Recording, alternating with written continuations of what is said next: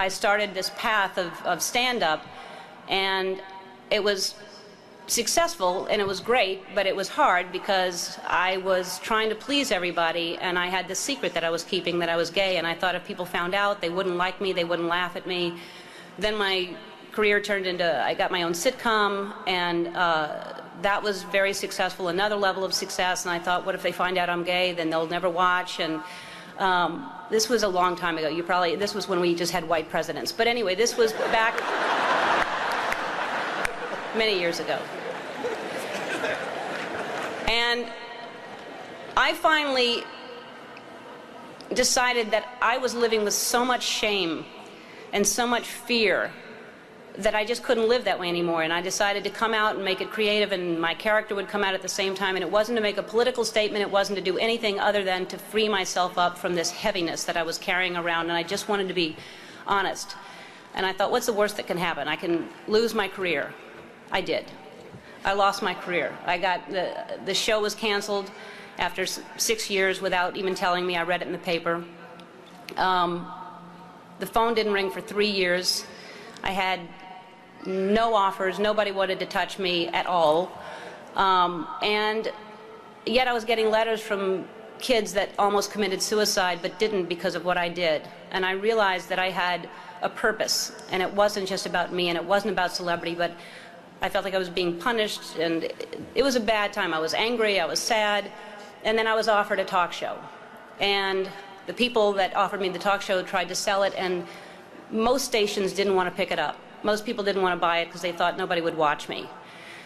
And really, when I look back on it, I wouldn't change a thing. I mean, it was so important for me to lose everything because I found out what the most important thing is to be true to yourself.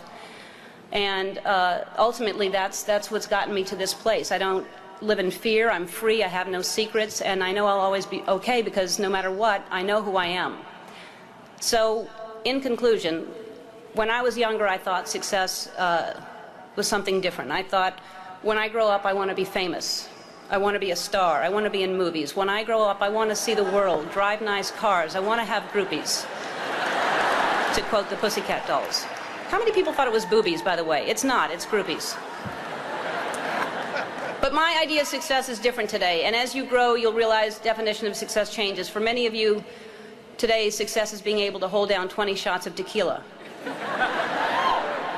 For me, the most important thing in your life is to live your life with integrity and not to give in to peer pressure to try to be something that you're not. To live your life as an honest and compassionate person, to contribute in some way.